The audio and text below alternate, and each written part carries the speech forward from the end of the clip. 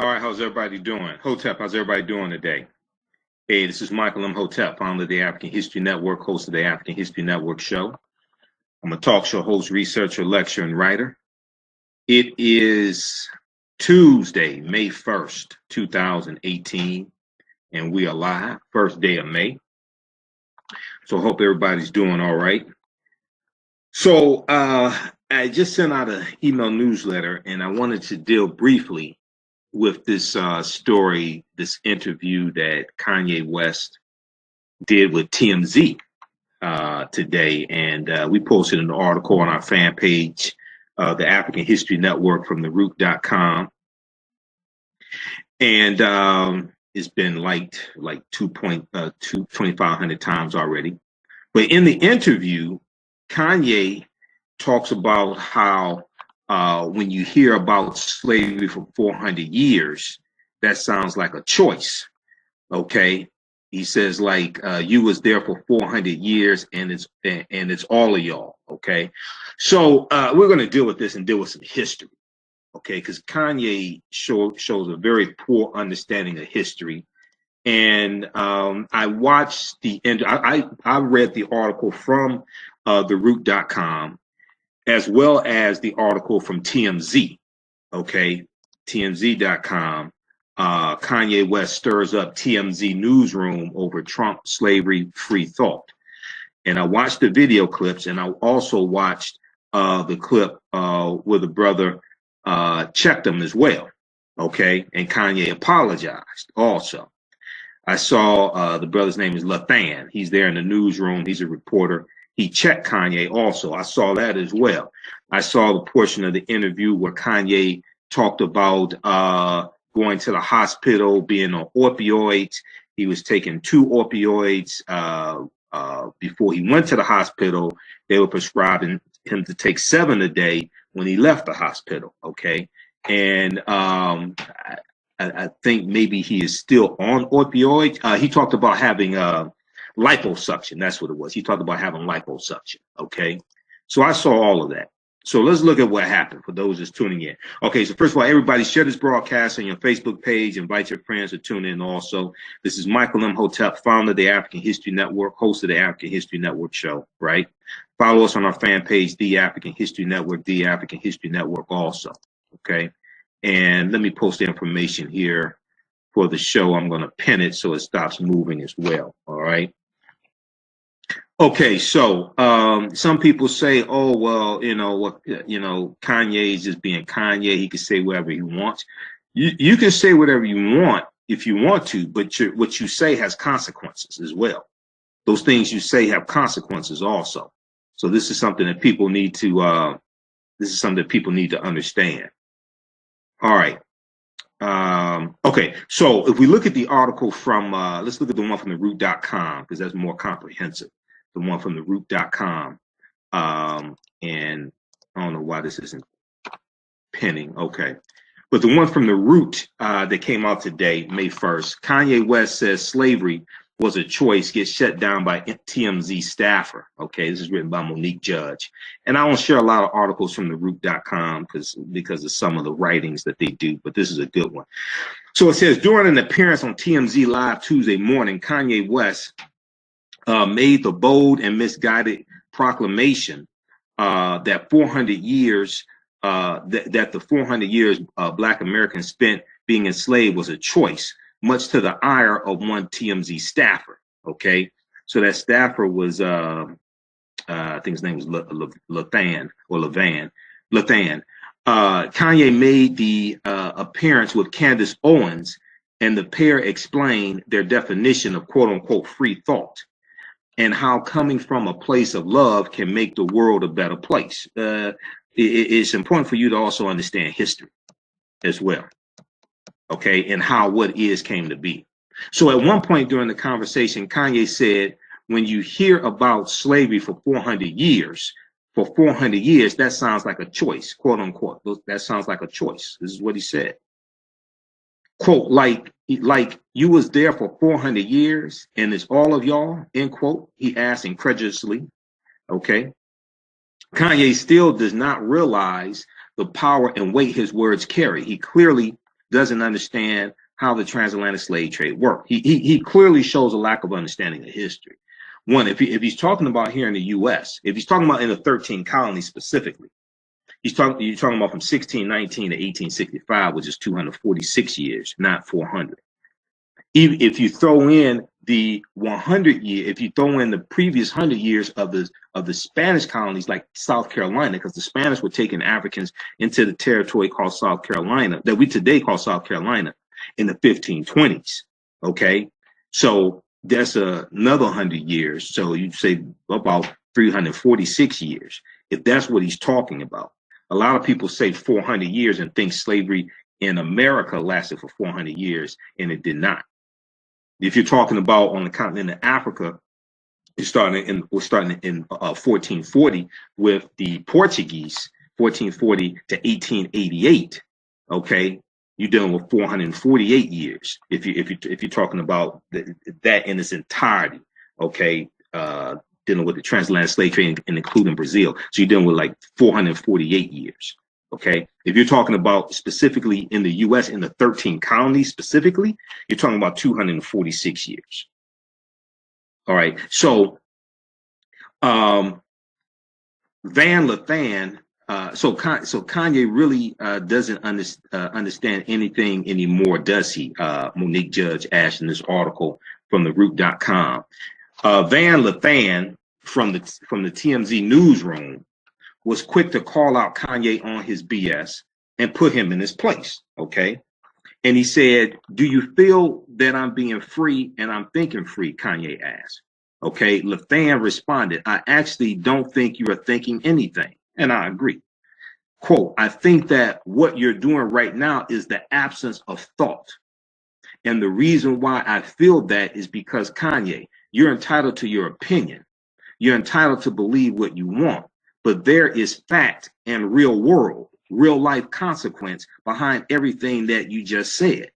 And while you are making music and being an artist and living a life that you've earned by being a genius, the rest of us in society have to deal with these threats to our lives."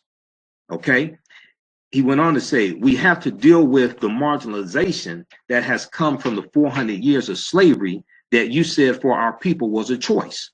Frankly, I'm disappointed. I'm appalled. And brother, I'm unbelievably hurt by the fact that you have morphed into something to me that isn't real." So Van Lathan then told Kanye that he has to be responsible about what he says. He says, quote, "Your voice is too big," end quote, he told West. And those are the realest words ever, okay? So Kanye was silent while Van Lathan was saying this. So personally, during the interview, I think Kanye was high. I don't have proof, but from things he was saying and talked about being on opioid, I think is a good chance he was probably high during the interview, okay? But he wasn't so high that he didn't know to be quiet when Van was talking. So then Kanye walks over to Van's desk and apologizes to him and says, I didn't mean to hurt you, bro. He apologizes to him. So he wasn't so high to realize that he said something wrong. Okay, he just has it appears he just has a very poor understanding of history. All right, so those watching, share this on your Facebook page. We're going to talk a little bit about some of the slave rebellions. And we're going to talk some about some of the different way enslaved Africans on the plantations fought back. All right. Now, some people talk about the Haitian Revolution, okay, 1791 to 1803 in Saint Dominique, which they later named Haiti, okay, Haiti or Haiti. They declared their independence in January 1st, 1804. All right. But to compare the Haitian Revolution, to compare the conditions in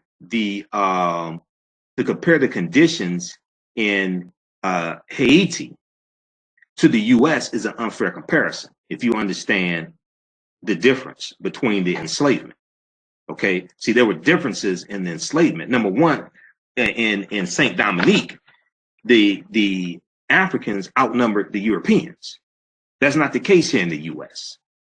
Okay, so let's look at this. I want to look at this article first from history.com. We'll look at history.com, we'll look at AtlantaBlackStar.com, and we'll look at also public broadcasting system. So let's look at some well-known slave rebellions. History.com, which is the official website of the History Channel, they have an article here, and let me pin this just 1 second here. Let me pin this. Okay. Okay, it's pinned. Okay, share this broadcast on your Facebook page. Okay, so they have an article entitled Slave Rebellions, and this deals with some famous slave rebellions that took place here in the U.S. See, what if you saw my Facebook post, right, on my personal page, Michael Imhotep, and here on the African History Network, I said what Kanye should have said was that slavery was a choice for the white slave owners. Slavery was a choice for Europeans. That's what he should have said. Okay. He didn't talk about 250 to 313 slave rebellions that took place. He didn't talk about that at all. He didn't mention Harriet Tubman. He didn't mention Frederick Douglass. He didn't mention Nat Turner. He didn't mention Gabriel Prosser. He didn't mention Denmark Vesey. He didn't mention the Stono Rebellion. He didn't mention any of that. So he needs a history lesson. And see, you know, what's sad is that the type of money this brother has, I mean, it's sad to be that ignorant of history and have all this money at the same time. But he married a white woman, so, you know, okay. Kim Kardashian, you know. And what's crazy about marrying Kim Kardashian is that you married a woman that became famous from a porno tape. Because before the sex tape that she made with her boyfriend Ray J, we didn't know who Kim Kardashian was or the whole family. The whole family got rich off of this sex tape she made with a black man. You know, that's something on a whole nother level right there. The whole family. They got reality shows, all this stuff. The whole family got rich because of a sex tape she made with Ray J. So slave rebellions were a continuous force of fear in the American South, especially since African slaves accounted for more than 1/3 of the region's population in the 18th century. Okay, but still in the South and in the U.S. in general, enslaved African people were not the majority population. In Haiti, they were the majority. In the U.S., they were not the majority. Okay, in the 18th century in the South, they were 1/3 of the population. Now you're going to have some states like around the time of 1790, when the first census is taken. You're going to have some states like Alabama, Mississippi. You're going to have some southern states where the Africans were the majority population, but in general in the U.S. they were not the majority population. Okay, all right. So laws dictating when, where, and how slaves could congregate were enacted to prevent insurrection and quell white paranoia. It is estimated that there were at least 250 slave rebellions in America before slavery was abolished in 1865. Some sources say 313. When you look at the article from PBS.org, Public Broadcasting System, PBS.org, did African American slaves rebel? They talk about between basically 250 to 313. Now, because plantations in the South were smaller than those in other parts of the Americas, okay, like in the Caribbean, okay, things like this, Central America and the Caribbean, and because whites outnumbered slaves, slave rebellions in the South were less frequent than in the Caribbean and South America. So it's important. So when people try to compare the Haitian Revolution to the enslavement of Africans on the plantations here in the U.S., you have some differences. In a lot of the islands and a lot of the Caribbean, things like this, they were still allowed in various instances. They were still allowed to practice their African spiritual systems to various degrees. So it's different than a lot of the conditions we were dealing with here in this country. But you are still going to have slave rebellions that take place. And it's important to understand that there were other ways that enslaved Africans rebelled on the plantations. One, you had a lot who ran away. Okay, you had a lot who ran away. Two, poisoning white people's food. Three, slowing down the work pace on the plantation, slowing down the pace of work on the plantation. Four, sabotaging equipment. Okay. Five, sabotaging crops. Six, maiming oneself, cutting off toes, cutting off fingers, maiming oneself to reduce your ability to do work. Okay.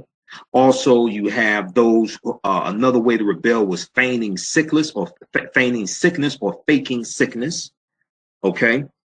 Also, one of the things that we did now in majority of the states for enslaved Africans, in a majority of them, it was illegal for slaves to read and write or to learn to read and write. Virginia was the exception up until 1821. 1821 was the Nat Turner Rebellion. Nat Turner was literate. He could read and write, and there's evidence that he learned to read and write from other slaves, things like this. It was legal for slaves to read and write in Virginia up until 1821. Because after the rebellion is put down, he's executed November 11th, 1821. They're going to change the state law in Virginia and outlaw slaves being able to learn to read and write. Okay. Now, what's going to take place is a lot of the enslaved Africans, when we learn to read and write, a lot of us are going to run away and we're going to write our own freedom papers. Many of us are going to write our own freedom papers. Why? Because the majority of white people were illiterate. And a lot of the slave patrollers, and those that patrolled the roads for runaway slaves, a lot of them were illiterate. So you could give them any piece of paper and say those are your freedom papers. So another form of resistance was to learn to read and write, even though it was illegal, even though you could be severely beaten or killed. And then when many of us learn to read and write, we write our own freedom papers and run away. The Underground Railroad was another form of resistance. That didn't come into existence until 1830. Civil War starts 1861, April 12, 1861. So the Underground Railroad that we talk about a lot, and Harriet Tubman, who escapes from a plantation in Maryland in 1849, that comes towards the end of slavery. Okay, but you have up until about 1821, when Florida becomes U.S. territory. Before then, Florida is Spanish territory and it's free territory. You have a lot of enslaved Africans who run into Florida, who are in the surrounding states. A lot of them run into Florida. So there were various ways that African people rebelled and fought back.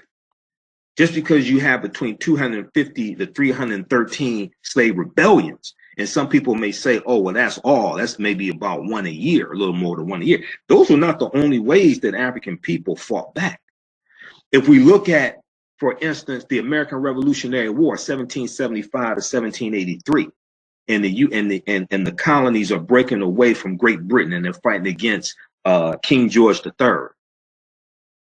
You had on the low end 20,000 to 30,000 enslaved Africans who run away from the colonies and go to the British side and fight for the British, because the British say, if you fight for us, when the war is over, we'll set you free.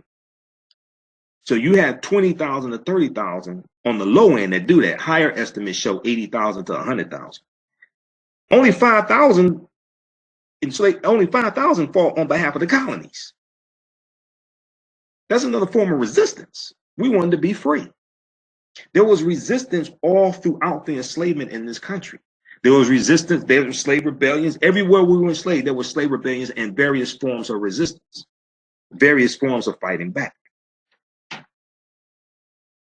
So when Kanye says you were enslaved for 400 years, he doesn't look at the type of resistance that took place those 400 years, whatever the hell he's talking about. 448 years. If he's starting in 1440 with the Portuguese in the west coast of Africa, if he's starting here, and if he's looking, if he's starting in 1619, Jamestown, Virginia.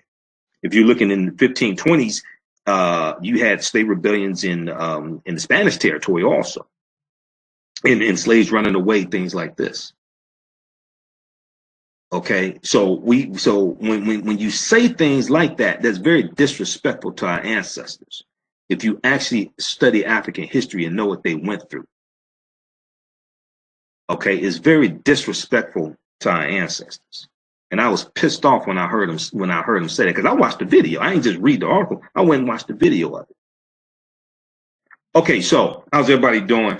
Let me get into this because I gotta. Okay, very quickly. Those in the Detroit area, because I'm working on a presentation I'm doing this Sunday. Those in the Detroit area, Sunday, May 6th at Nandy's Knowledge Cafe. I'm doing a presentation dealing with the film Black Panther. Black Panther analysis, African culture, history, and Afrofuturism. Okay, 2 p.m. to 6 p.m. Nandy's Knowledge Cafe, Highland Park, Michigan, right inside of Detroit, 71 Oakland Avenue. Free event donations accepted. Visit AfricanHistoryNetwork.com, AfricanHistoryNetwork.com for more information. Okay, because originally I wasn't going to broadcast tonight, but because of some things, I said, okay, I'm going to go ahead and talk about this because I'm working on a presentation I'm giving this Sunday. All right. Okay, so because plantations in the South were smaller than those in other parts of the Americas, and because whites often outnumbered slaves, slave rebellions in the South were less frequent than in the Caribbean and South America, but they still happened. And there were other forms of resistance. This is what we have to understand. So additionally, slavery in America was rigorously policed to a degree that made rebellion a near impossibility. Okay? It was harder. It wasn't totally impossible. It was harder. It was harder for the rebellion, and what you're going to find is that some Gabriel Prosser, his rebellion didn't take off.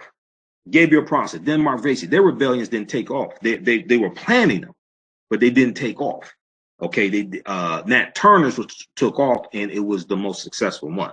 So a lot of them were thwarted before they can actually take off, and in a lot of cases, you had an enslaved African or somebody or a free Negro that told what was going on. But we still resisted in various ways. We still fought back in various ways. So most slave revolts occurred outside the plantation system in larger cities or areas of small farms. In these locales, slave controls were more lax and rebellious slaves could move about more freely. The largest slave rebellion outside of the U.S. was a successful insurrection of enslaved Africans that overthrew French rule and abolished slavery in Saint Dominique, thereby establishing the independent nation of Haiti. Okay, they call it Haiti, but we pronounce it Haiti. Okay. All right. Let me pull up this other article here. Just a second here. I want to bring this right here. How's everybody doing? Okay, so the first recorded slave revolt in the United States happened in Gloucester, I forgot how to pronounce it, Gloucester, Virginia in 1663. An event involving white indentured servants as well as black slaves. Okay, white indentured servants as well as black slaves. In 1672, there were reports of fugitive slaves forming groups to harass plantation owners. The first recorded all black slave revolt occurred in Virginia in 1687. You're also going to have 1675, 1676, you're going to have Bacon's Rebellion in the colony of Virginia as well, where indentured white servants united with enslaved Africans to fight against, because they had a common oppressor. That's 1675 to 1676, known as Bacon's Rebellion in the colony of Virginia. Okay, because all this is before the this is before the American Revolutionary War, 1775 to 1783, before the U.S. Constitution. So these, and before the Declaration of Independence, for that matter, 1776. So these are colonies. Okay, so Virginia was the host of several thwarted uprisings, including one in Richmond, Virginia, in 1800, and Spotsylvania County in 1815. But the state was also the scene of the most notorious slave rebellion in American history, the Nat Turner Rebellion. It killed about around 60 white people. They killed. The Nat Turner Rebellion. That rebellion almost ended slavery in the state of Virginia, because the state assembly, the state legislature took a vote to determine whether or not to maintain slavery or not after that rebellion. So when we look briefly at Nat Turner was a self-educated and prone to religious visions. Now, there's evidence, because I did a lot of research on Nat Turner. There's evidence he probably learned how to read from other slaves as well, because it was legal at that time. And he was very religious. He read the Bible. He was very religious, and he would have these visions also. Okay, and he felt that God was speaking to him through these visions that he had, and this fueled his belief that a day of judgment was coming. In 1831, he enlisted the 1831, I should say, 1831. 1831, he enlisted the help of several other men to rebel. In the morning hours of August 22nd, Nat Turner and his group killed their master and his family. After swelling in size to about 60 slaves by afternoon, with more killing and a face-off with a white posse, with a white militia, actually. The group scattered and Virginia prepared for war. In the aftermath, about 60 slaves were executed. Nat Turner hid in a hole for a month and a half before discovery. Okay, brought to trial, he was hung a week later. It was November 11th, 1831. Nat Turner was executed. Now, John Brown's raid on Harpers Ferry. John Brown was white. Okay. Harpers Ferry, Virginia in 1859 was inspired in part by Nat Turner's rebellion. Okay, so we have the Stono Rebellion of 1739. Now, this started September 9th, 1739. September 9th was the same day that the Attica Uprising started at Attica Prison as well. Okay, September 9th. Now, one of the bloodiest slave rebellions known as the Stono Rebellion or Cato's Conspiracy started in South Carolina in 1739 at the Stono River Bridge near Charleston, South Carolina. Now, South Carolina was the first state to secede from the Union, December 20th, 1860. Okay. Now, one September morning, 20 slaves broke into a store, stole weapons and supplies, and headed for the refuge of Spanish-ruled Florida, leaving 23 murder victims in their path. Growing into a group of 100 upon arriving in Florida, the rebels stopped in an open field and made a ruckus in hopes other slaves would hear them and join. A local militia confronted the group, with most of the escaped slaves caught and executed. Charleston, South Carolina had 19 years earlier been the center of a plotted revolt by 14 slaves planning to destroy plantations and attack Charleston, South Carolina. Betrayed, they fled, attempted to convince Creek Indians to join their uprising, and were captured in Savannah, Georgia. All were executed upon return to Charleston, South Carolina. Okay. All right. Let me post this here. Okay. Hey, if you like this type of information, be sure to register for the online classes that I teach. We have them all on demand at our African History Network school, our online school. We have a bundle pack. You get it's like 10 online courses. Right now it's on sale $60, regularly about $130. It includes ancient Kemet, the Moors, and the Ma'afa, understanding the transatlantic slave trade, what they didn't teach you in school, understanding the transatlantic slave trade, what they didn't teach you in school. That is a 7-session, 14-hour online course, and there's bonus content as well. So it's all on demand. I do a PowerPoint presentation. We have video clips, book references, You can watch from around the world on your smartphone, tablet, or computer. You can also go to AfricanHistoryNetwork.com, AfricanHistoryNetwork.com, and register there. You can start watching as soon as you register. Okay, so in 1816 in Camden, this would be Camden, New Jersey, slaves planned to set fire to the town and kill the white population. 17 slaves were arrested and 17 executed. In 1829, a more successful attempt saw 85 buildings torched and razed to the ground or burned to the ground. Okay. You had slave revolts in New York. In the 18th century, enslaved Africans comprised 20% of the population in New York City.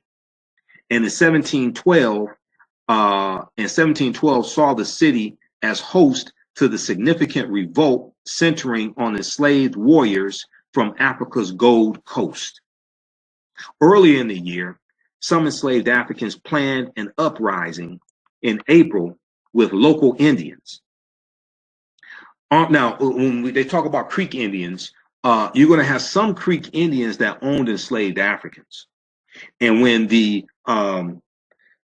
Indian Removal Act of 1830 takes place, the Indian Removal Act of 1830, when this takes place and is signed into law by President Andrew Jackson, Donald Trump's hero, right? You have the Choctaw, Chickasaw, Creek, Cherokee, and Seminole Indians. They're pushed off their land in southeastern United States, Georgia, Alabama, things like this. And they're forced out west. And they all go into Oklahoma. They go over 1,000 miles on what's called the Trail of Tears. And they all go into Oklahoma. And they all take their black slaves with them because they all own blacks enslaved Africans as well. Some people say, well, some of them were indentured servants. They weren't really slaves. Well, when the Civil War ended, they didn't want to give them up. Okay. You know, En Vogue had a song called Give It Up, Turn It Loose. They didn't want to give them up. So when the Civil War takes place, 1861 to 1865, all five tribes, so Europeans call them the five civilized tribes of Native Americans because they adopted Christianity, learned English, adopted the ways of the white man, things like this. All right. So the Europeans call them the five civilized tribes of Native Americans: the Choctaw, Chickasaw, Creek, Cherokee, and Seminole Indians. And we know we have some African Americans that have Cherokee ancestry. I'm one of them on my mother's side. Okay. So when the Civil War takes place, all five civilized tribes of Native Americans fought on behalf of the South to keep slavery intact because they all own black slaves. Now, Professor James Small pointed out to me that the Red Tail Creek Indians, I think they were called the Red Tail Creek Indians, he said that group didn't own the enslaved Africans, but the Creek Indians in general did. Okay, and then when the Civil War ends, then this is when you have the Black Freedmen Indian Treaties of 1866, and indeed that that they have to turn loose their slaves, land is going to be given to them, supplies, things like this, money, and they're going to get some type of reparations. It's called the Black Freedmen Indian Treaties of 1866, and they're going to be made members of those Native American nations, basically put into a protected class, given the rights given the same rights that Native Americans have. They're going to become part of those Native American nations. Okay, the Black Freedmen Indian Treaties of 1866. All that ties into the history of Black Wall Street in Tulsa, Oklahoma, because Tulsa, Oklahoma was founded by Creek Indians around 1836. When they go into Tulsa, because of the Trail of Tears, they take their enslaved Africans with them. All right. So I have a 2.5-hour lecture I've done dealing with the history of Black Wall Street. If you want to get that, it's available at AfricanHistoryNetwork.com, AfricanHistoryNetwork.com. All right. I'm also in a documentary, Resurrecting Black Wall Street, the Blueprint, from Dr. Boyce Watkins in Your Black World. All right. So 16, let's see, where are we? Okay. We'll come to some of your comments here in just a minute. So we look at the New York slave revolts, and you had slavery in all of the 13 colonies. It wasn't just the colonies that become southern colonies. All of the 13 colonies had slavery. We know that slavery was central to New York, and the first commodities traded on Wall Street were enslaved Africans. The colony of New York was originally called New Amsterdam. That was a Dutch colony. In the 1620s, the mid 1620s, you have the Dutch who are going to force the enslaved Africans to build a wall at the northern portion of the colony. And it is a wall, it's a fort to keep out Native Americans from coming and attacking them, things like this. And that wall is going to be where Wall Street gets its name from. Okay. And when it becomes a British colony, they call it New York. And in that area, they're going to trade enslaved Africans. They'll auction them off. I was interviewing Professor Kaba Kamene, he's one of my teachers, Booker T. Coleman, formerly known as Booker T. Coleman. We're in some documentaries together. And he talked about how we talk about stocks and bonds, and you trade it on the stock exchange, right? But originally, it was called livestock and bondage. And who was in bondage? It was the African people. Those who we call slaves. Okay. All right. So we have, let's see where we leave off. Okay. So in the 18th century, slaves comprised 20% of the population in New York City. And 1712 saw the city as host to a significant revolt centering on the slave warriors from Africa's Gold Coast. So that basically Ghana was referred to as the Gold Coast. Early in 1712, some enslaved Africans planned an uprising in April with local Indians. Armed with guns, swords, knives, and axes, 23 men gathered in an orchard at the northern tip of the city before setting fire to a slave owner's home. A group of white men arrived to put out the fire and were ambushed. 9 of them were killed. Soldiers were dispatched, and the rebels had fled to the forest, where they were eventually captured. Those 6 committed suicide. After trials, 27 enslaved Africans were convicted, with 21 of them killed in public executions. In 1708, a slave uprising in Long Island, New York, resulted in the death of 7 whites and the execution of 4 enslaved Africans. In general, I refer to African slaves as enslaved Africans. Okay. I usually don't just call them slaves. I refer to them as enslaved Africans. And when I'm writing, when I'm typing, when I'm doing text, I usually capitalize the S in slave, just out of honor to our ancestors, what they went through, so that we could be here. Those that survived, those that stayed on the plantation. And like I said, there were various ways of resistance. Not only that, you had 186,000 to 200 African Americans who fought in the Civil War, and almost all of them fought on behalf of the Union, not because they loved white people, but because they wanted to be free. They were fighting for themselves. They were fighting for their family. They were fighting for other African people to be free. They weren't fighting on behalf of the South. You're going to have a very small number that fight on behalf of the South, because in New Orleans, you had some African Americans in New Orleans who owned slaves. And you're going to have those African American slave owners fight on behalf of the South to keep slavery intact. Now, this was not the norm. Okay. 99% of the slave owners in the country were white. All right. But you have about 186,000 to 200,000 African Americans who fought on behalf of the Union, because they wanted to be free, and they wanted their family to be free, and other people and other African Americans to be free.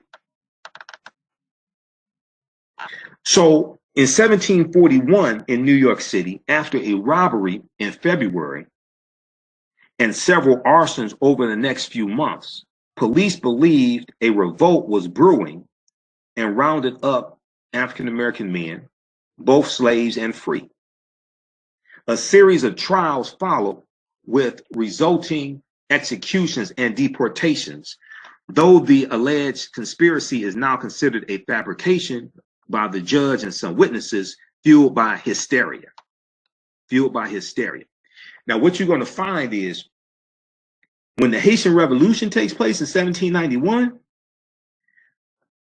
slave owners, not just in this country, but in the Caribbean and others in other slaveholding nations, it scared them to death because these Haitians picked up arms, the arms they could get, engaged in guerrilla warfare, and they didn't just defeat the French. They defeated the Spanish and the British also, because the Spanish and the British were allies of the French. They're going to align themselves with the Polish. You're going to have Polish who become allies of the Haitians and fight against the French and the Spanish and the British. If we look at the German Coast Uprising, so people check out the documentary 1804, The Hidden History of the Haitian Revolution by Tariq Nasheed. Okay. We look at the German Coast Uprising, and we have it at our website, AfricanHistoryNetwork.com. How's everybody doing? Also, let me post this link again. If you like this type of information, hey, I'm Michael Imhotep, founder of the African History Network, host of the African History Network shows, my Facebook fan page that we're broadcasting on. Follow us here on Facebook, the African History Network. Follow us on YouTube at Michael Imhotep, IMHOTEP. And you can check out, and also you can register for the online classes that I teach as well. And our most extensive one is called Ancient Kemet. It's one of the original names for Egypt. Ancient Kemet, the Moors and the Ma'afa. Understanding the transatlantic slave trade, what they didn't teach you in school. Understanding the transatlantic slave trade, what they didn't teach you in school. This is a 7-session, 14-hour online course. It's all on demand. And we have some other courses in the bundle pack as well. This is on sale, $60.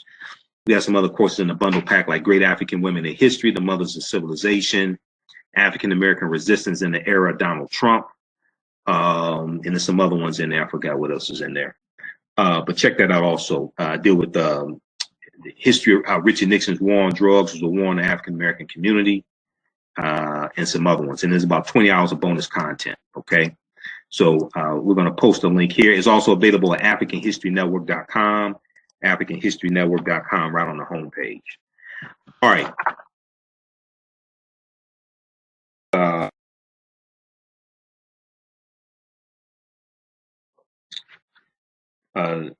New York slave revolts, and then also the German Coast Uprising, okay? And we're looking at slave rebellions here in this country, all right? They were between about 250 to 313. In 1811, the German Coast Uprising was the largest slave revolt in American history, given the numbers of people involved, taking place along the Mississippi River, north of New Orleans, in an area known as Germantown. In an area known as the German Coast. The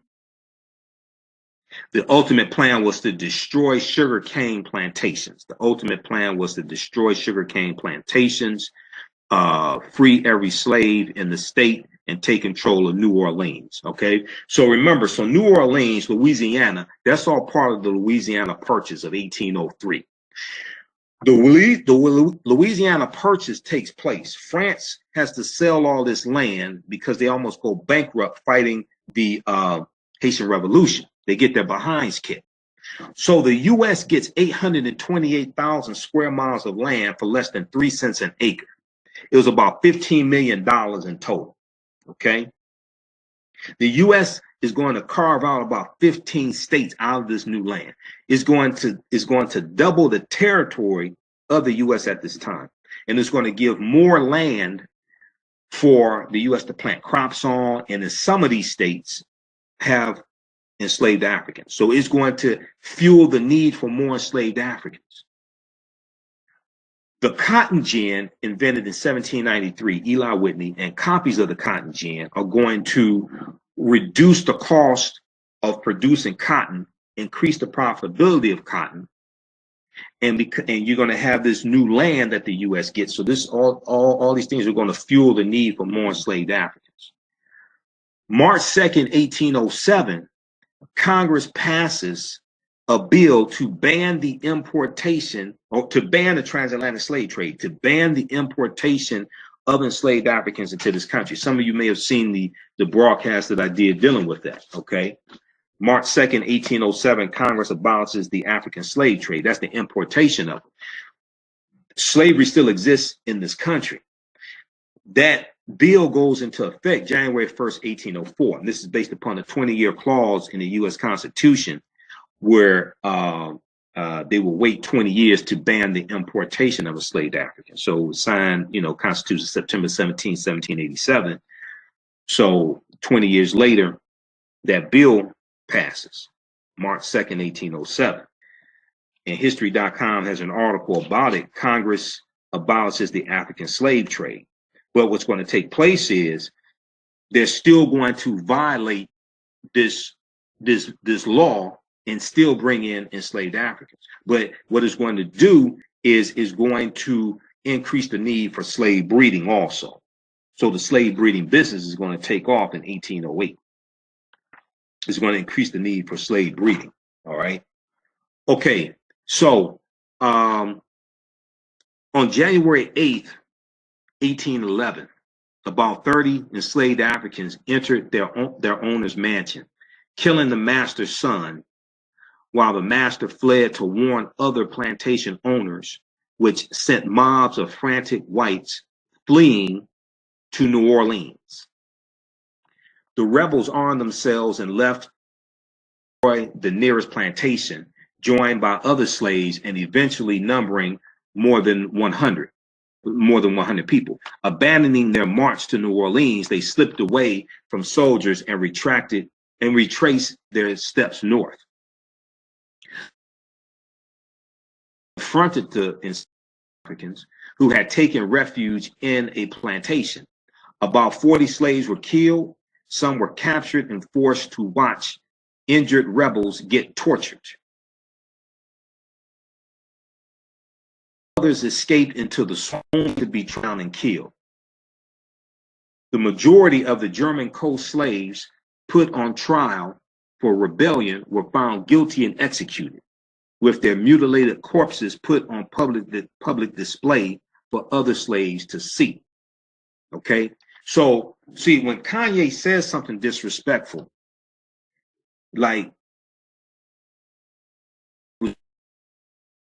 400 years, and that was a choice, he doesn't talk about the slave rebellions that took place and the various ways enslaved Africans resisted, whether it was running away, whether it's learning to read and write, whether it's poisoning white people's food, whether it was having sabotaging crops, sabotaging equipment.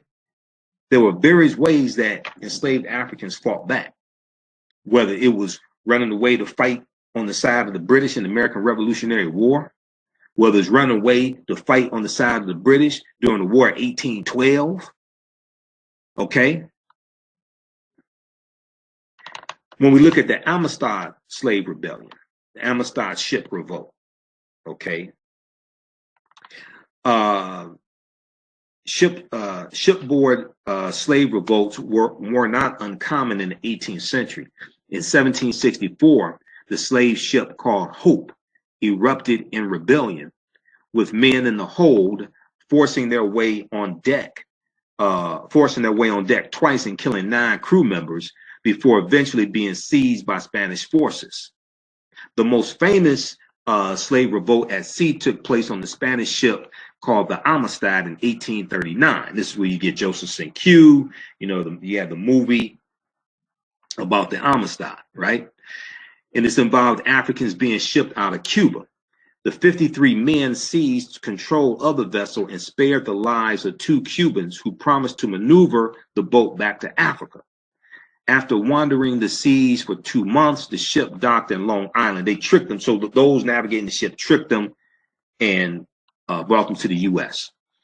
The ship docked in Long Island, where the Africans were taken into custody and endured a 2-year-long court battle for their freedom. In January 1842, they were able to return to West Africa. Okay. And one of the arguments was that these men, that these Africans, they still had nationality. One of the arguments. Okay. And John Quincy Adams, the son of John Adams, who was the second president, John Quincy Adams was one of the attorneys that defended these Africans. The only successful slave revolt on an American ship happened in November 1841, when the Creole left Richmond, Virginia, for New Orleans to sell a cargo of tobacco and 135 enslaved Africans. A fight between guards and slaves turned into a full rampage on board. Once the slaves seized control, they set course for the Bahamas, where all 135 African slaves were given their freedom. Okay, so this was the Creole slave ship rebellion. If we look at slave revolts during the Civil War era, so hopefully, and I think Kanye needs to go into rehabilitation. Hopefully Kim Kardashian will put him in rehabilitation. Okay, I'll leave it there. Let's go to some of your comments here, and then we'll go to slave revolts in the during the Civil War era. Okay, so somebody said we are Moors. I deal with the Moors. Doesn't mean that the transatlantic slave trade didn't happen. You have to understand the chronology of history if you want to talk about Moors.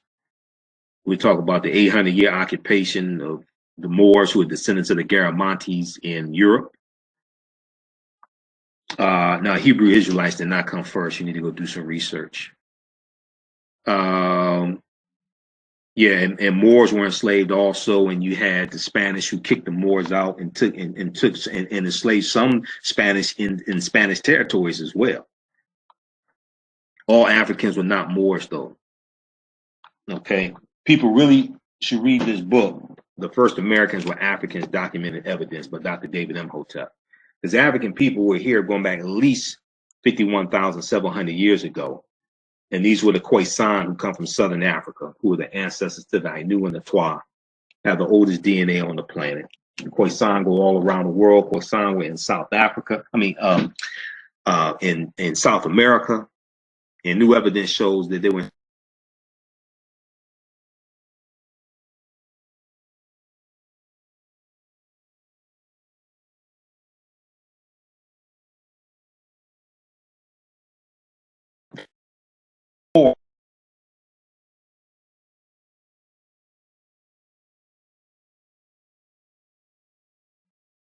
golden age of the Moors. Okay. Moors in Europe. So this was our land must. Yes, it was. But there were African people here before they were even called Moors. All right. So, okay, read that book, Golden Age of the Moor, edited by Dr. Ivan Van Sertima. Okay.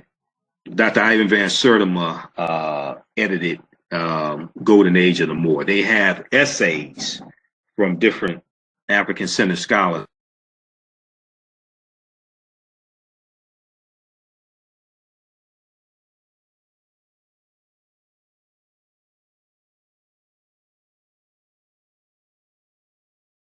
And the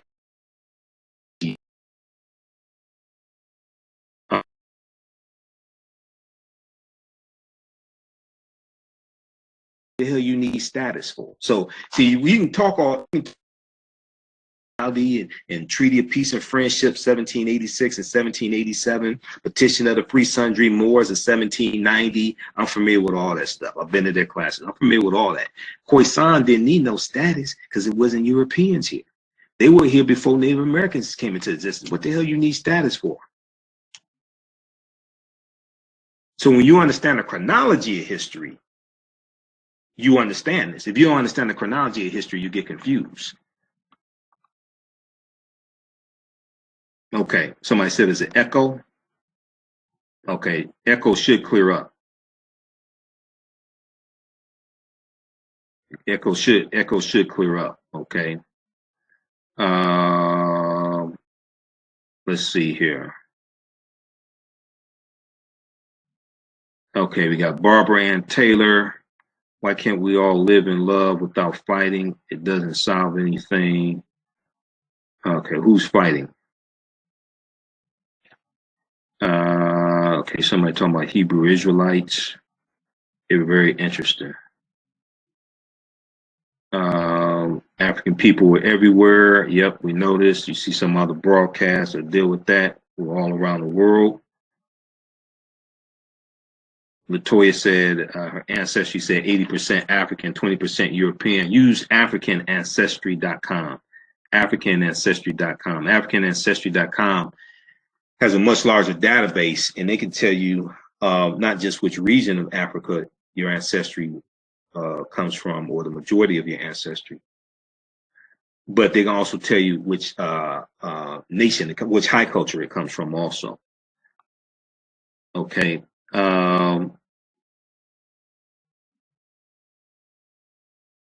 Let's see. Toya said I had it done through Ancestry. Yeah, you don't want to use Ancestry.com. AfricanAncestry.com is also African American owned as well. National Geographic is not. Okay. Let's see. All right, let's continue here. All right, so if we look at Civil War era slave revolts, now just before the outbreak of the Civil War starts April 12th, 1861, there were numerous attempted insurgencies. In 1859, on the plantation of former President James K. Polk in Mississippi, his widow watched as armed slaves barricaded themselves in protest. Additional uprisings were reported in West Virginia, Missouri, Kentucky, Illinois, and North Carolina.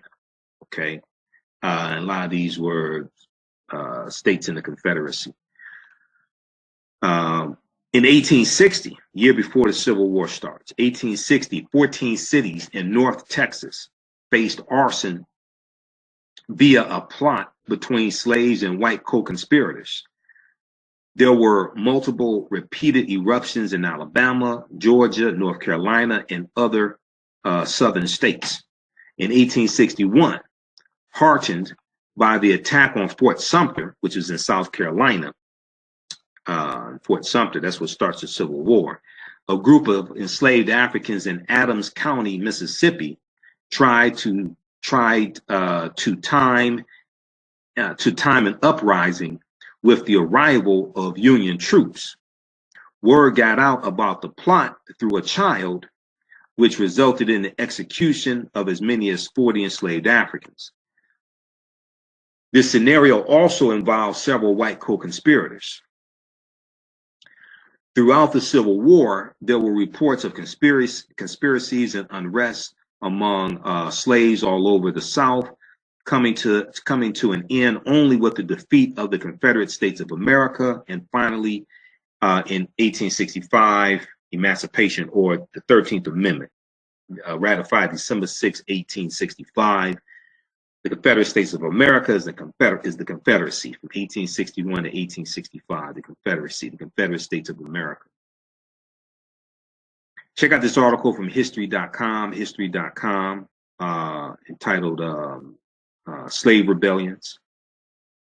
Some of the sources are Encyclopedia of Slave Resistance and Rebellions, American Negro Slave Revolts by Herbert Apotheker, Reader's Companion to American History by Eric Foner and John Garratti.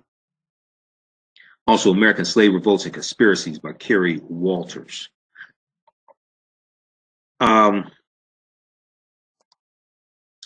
It's also cool to check out from AtlantaBlackStar.com.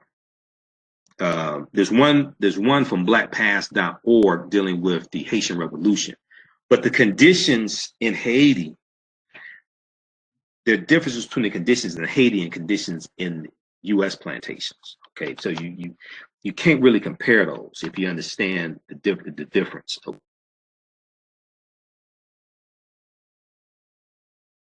One, the Haitians outnumbered the Europeans.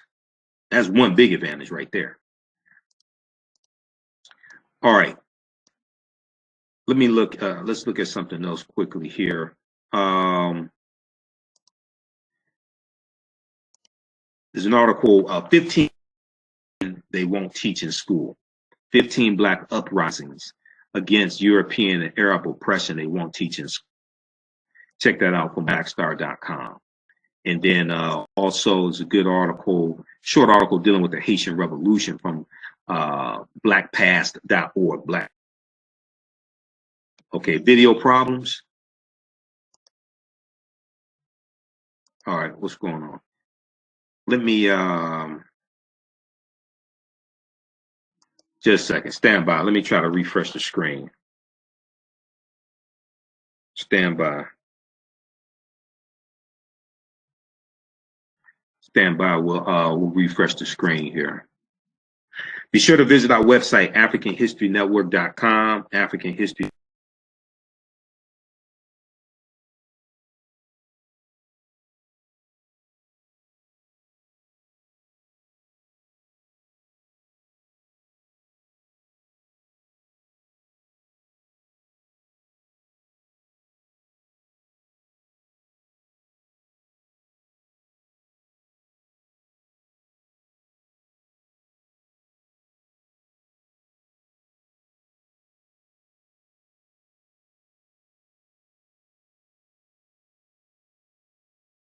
And culture, history, and Afrofuturism. Okay.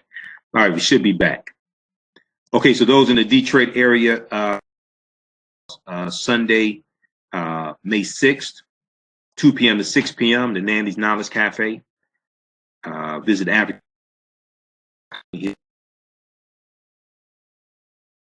information. Black Panther. Free event donations of Black Panther analysis. African culture, history, and Afrofuturism. All right, 2 p.m. to 6 p.m. Okay, and we'll post the information here also on the thread, and it's at AfricanHistoryNetwork.com as well. Let me post this here. I don't know why this is jumping around.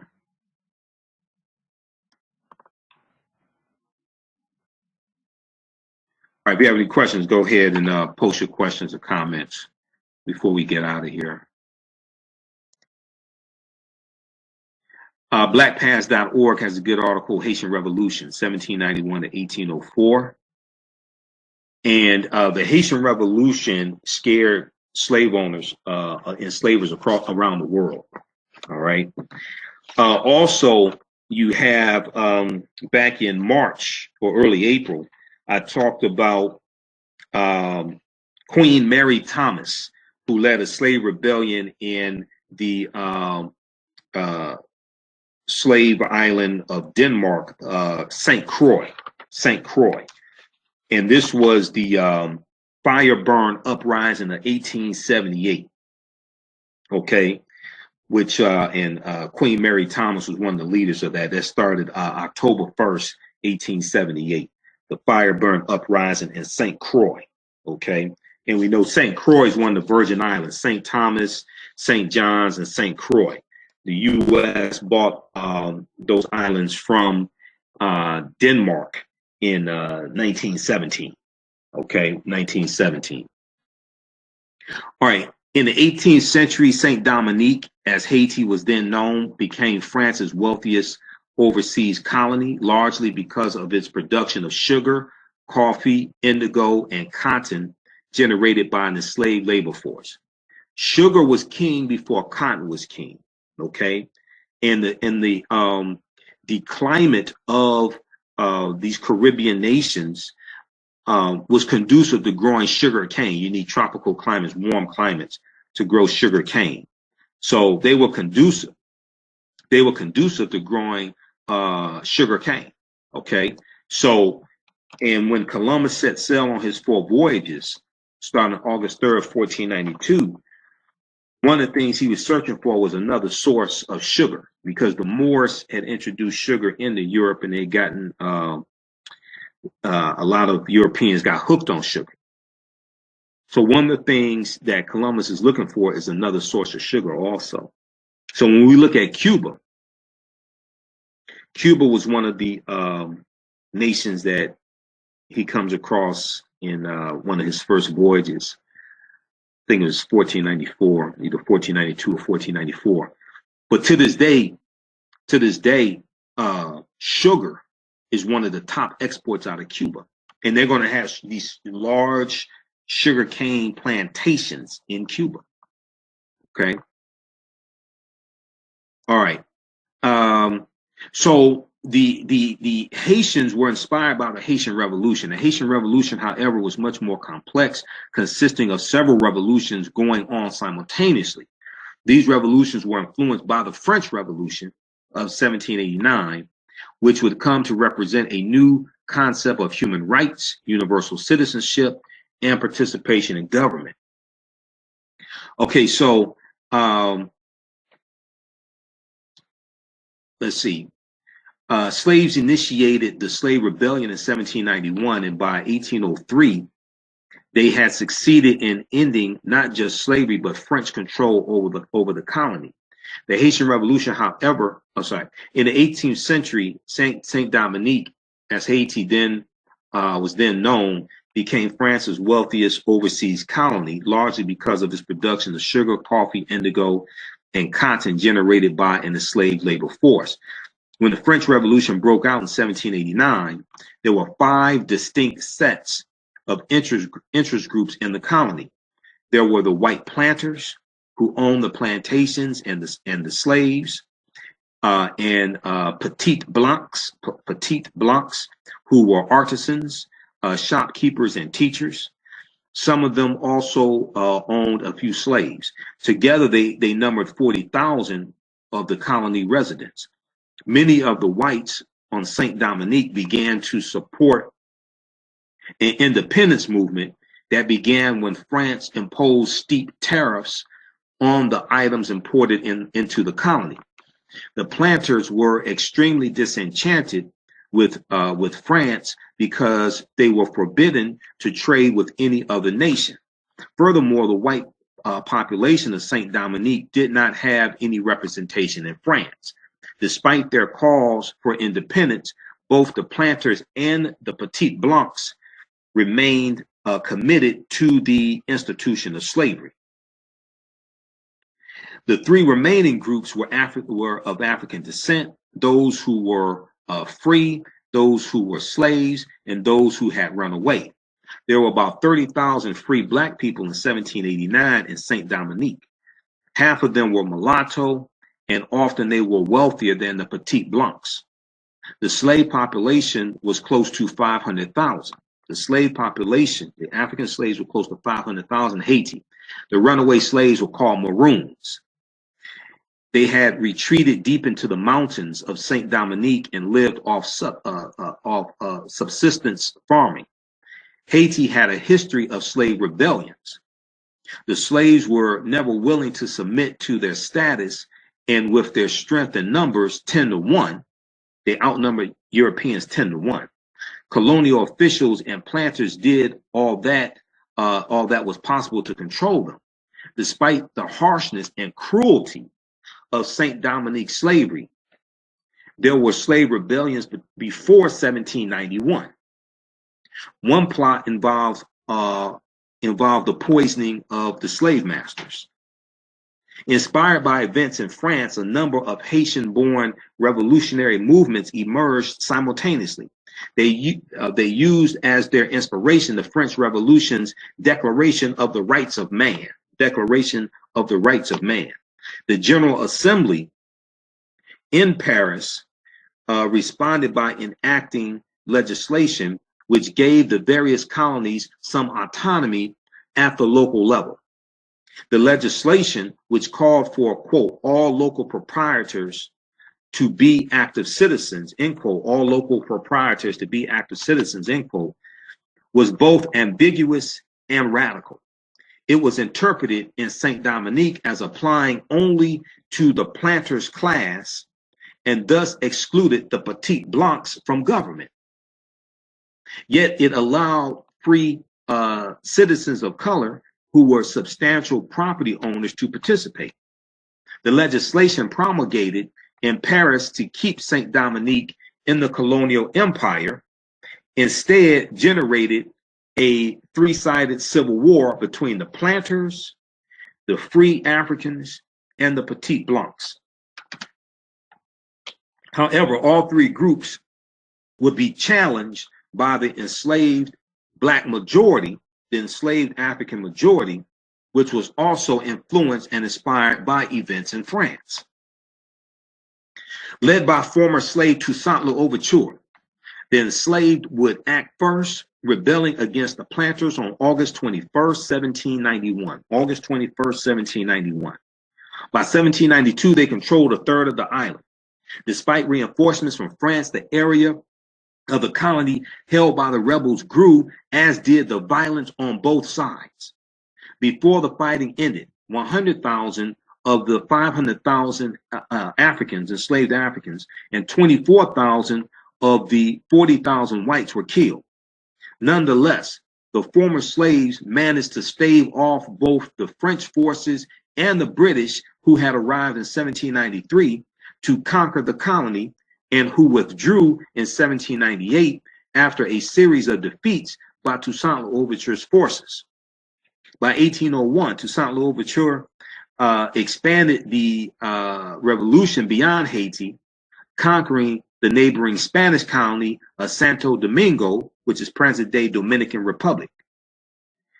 He abolished slavery in the Spanish-speaking colony and declared himself governor general for life over the entire island of Hispaniola. Okay, so the Spanish originally called it Hispaniola, which means Little Spain. At that moment, the Haitian Revolution had outlasted the French Revolution, which had been its inspiration. Napoleon Bonaparte, now the ruler of France, dispatched General Charles Leclerc, Leclerc, his brother-in-law, and 43,000 French troops to capture Louverture and restore both French rule and slavery. Louverture was taken and sent to France, where he died in prison in 1803. Jean-Jacques Dessalines, one of Louverture's generals, and himself a former slave, led the revolutionaries at the Battle of Vertières on November 18, 1803, where the French forces were defeated. On January 1st, 1804, Jean-Jacques Dessalines declared the nation independent and renamed it Haiti. France became the first nation to recognize its independence. Haiti thus emerged as the first republic in the world and the second nation in the Western Hemisphere after the United States to win its independence from a European power. All right, check out this article from blackpast.org. That's a brief overview of the Haitian Revolution. Blackpast.org. They have about 13,000 articles there dealing with African history, African American history. Okay. All right. Name more of those sites again. Javon asked. We have blackpast.org. Blackpast.org. You also have AfricanHistoryNetwork.com, because I write articles as well, so you can read all of my articles at AfricanHistoryNetwork.com. You have AtlantaBlackStar.com, AtlantaBlackStar.com. The article dealing with 15 black uprisings of 15 black uprisings of European against European and Arab oppression. That's from AtlantaBlackStar.com. Okay, so those will get you started. Blackpast.org is really good. AtlantaBlackStar.com. They have a lot of news there, but they deal with news stories, events from an African American perspective as well. YourBlackWorld.net has good articles. I contribute content to YourBlackWorld.net also. BlackThen.com. They'll have some good articles there as well. History.com is the official website of the History Channel, but they have some good articles. I do research at a number of different sources, and History.com has some good articles also. All right, so how's everybody doing? Patricia, how you doing, Patricia? So we were talking about, those who's tuning in, we were talking about the interview that he did today with TMZ, and Kanye West in his interview basically saying that 400 years of slavery was a choice. And I was dealing with, and we talked about a history of African people rebelling against slavery, whether in various forms, whether it's slave revolts, whether it's running away, whether it's learning to read, whether it's learning to read and writing your own freedom papers and running away, whether it's poisoning white people's food, whether it's sabotaging equipment, faking illnesses. There are various ways that African people revolted, okay? Whether it's the Underground Railroad started in 1830, and you had African-American abolitionists and white abolitionists operating the Underground Railroad. Most of them were African-American abolitionists. There were a number of different ways that African people fought back. And you had slave rebellions all, and everywhere where African people were enslaved, we had rebellions, okay? So you hear about slavery for 400 years, he said that sounds like a choice. He's very, very confused on the history of slavery in this country, but doesn't understand that African people fought back in various ways, okay? So it's very interesting hearing that from a guy married to a white woman also. Very interesting for him to say something like that. He's totally clueless on history. He's totally clueless on history, okay? All right. Carl said, hold on. He said it sounds like a choice. He wasn't saying it was a choice. Well, go back and look at what he said. He said it sounds like it sounds like a choice. He got called out by Levan.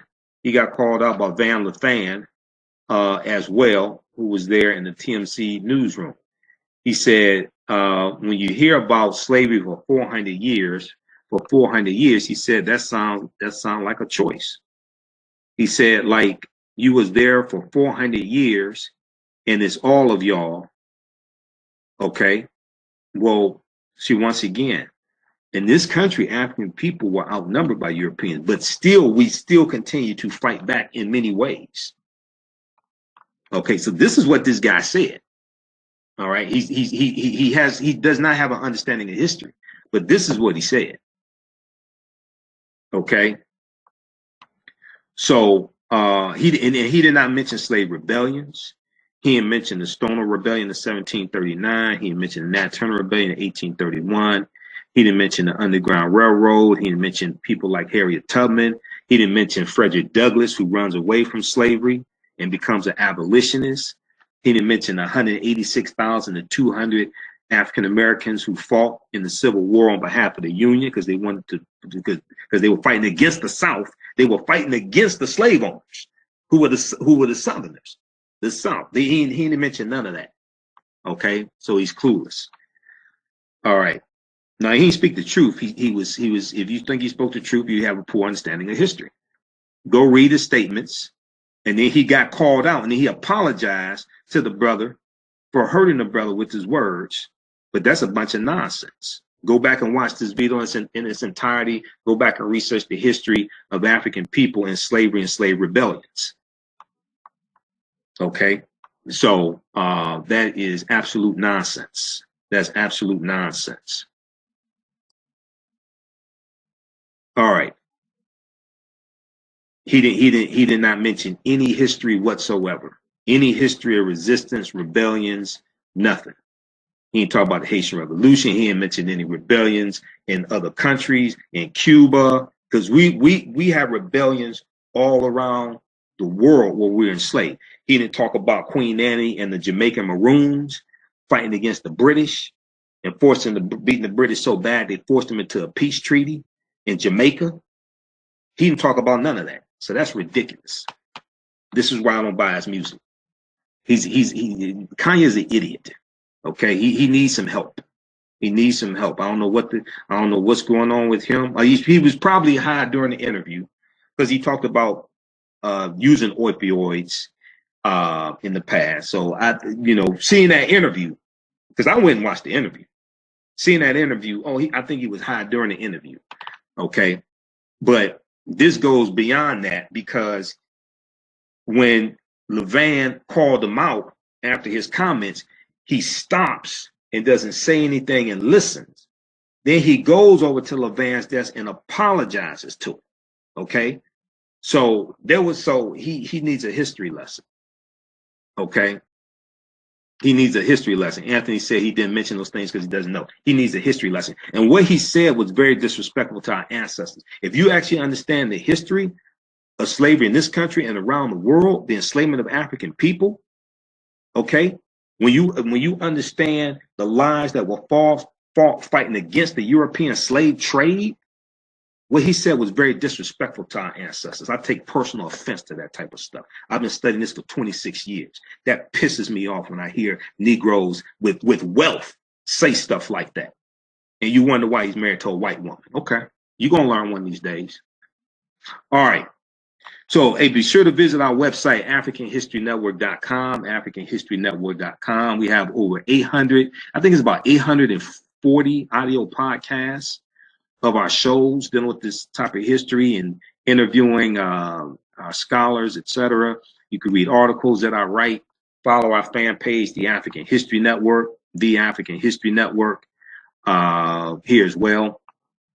If you like this type of information, and go ahead and post your comments. We'll get some more before we get out of here, because I'm working on a presentation I have to give this Sunday. So I stopped what I was doing to do this, right?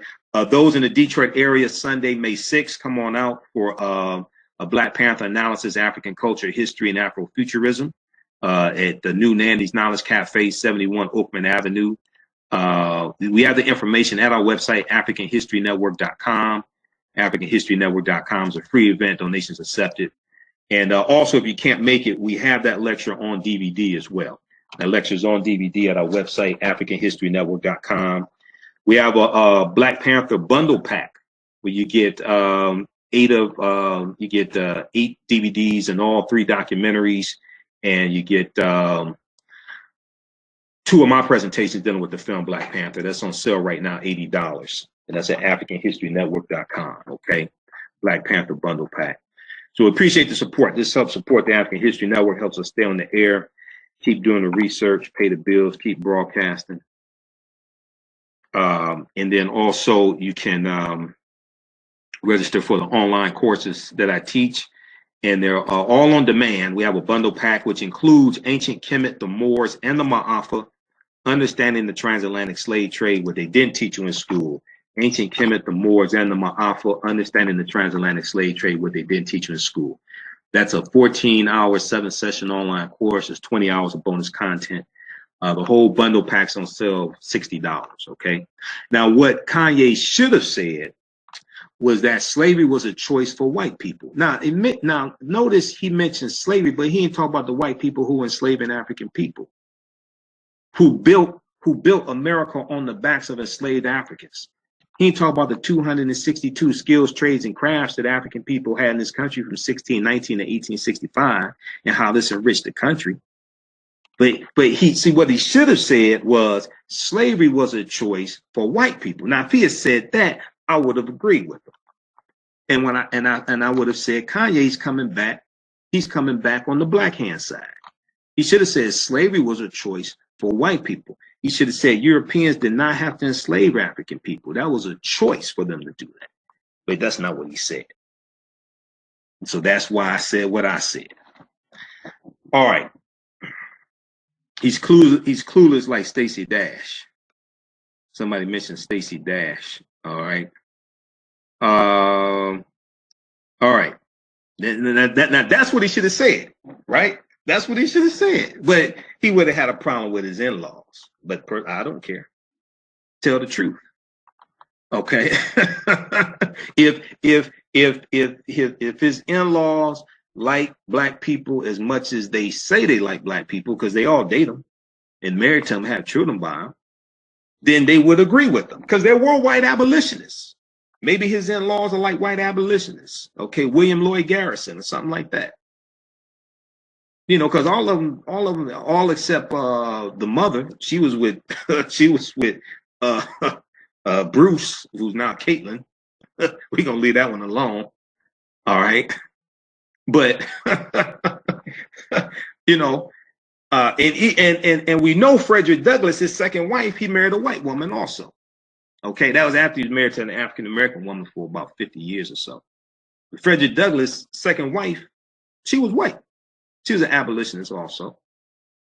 You know, we're gonna leave that one alone. All right. So people talking about Stacey Dash and all those black men end up torn up. Yeah. Yeah, and a lot of them in Black China is screwed up too. And Lamar Odom, you know, is a I don't know what. I think Reggie Bush is still playing football, but you don't hear much about Reggie Bush now. All right. So some people say, you know, Kanye's in the sunken place. And yeah, you can't disagree with that one, especially after the day.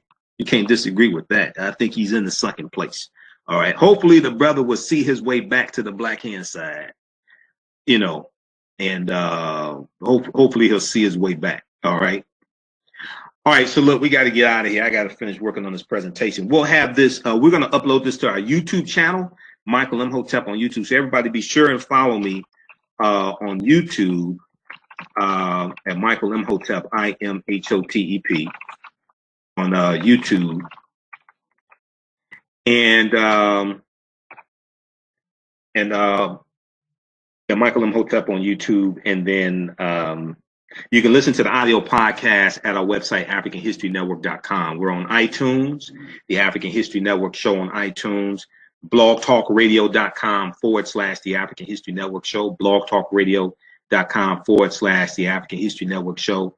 And I just found out we're on Castbox as well. Somebody just tweeted me today. They listened to the broadcast I did yesterday dealing with how white America used lynchings to disrupt black economic competition. All right. So check that out. We did that here on Facebook as well. Okay. Hey, remember at the African History Network, we focus on educating, empowering, and inspiring people of African descent throughout the diaspora and around the world, because right knowledge corrects wrong behavior. What you do for yourself, what you do to yourself, and what you allow other people to do to you and get away with is based upon what you think about yourself. What you think about yourself is based upon what you have been taught about yourself. What you've been taught about yourself is based upon everything you've read, heard, and seen about yourself. So when you control the radius of a man's thoughts, you can control the circumference of his actions, because the mind can't do or teach what it doesn't know. All right. Remember, right knowledge corrects wrong behavior. It's not over till we win. Wakanda forever. And we'll talk to you next time. Peace.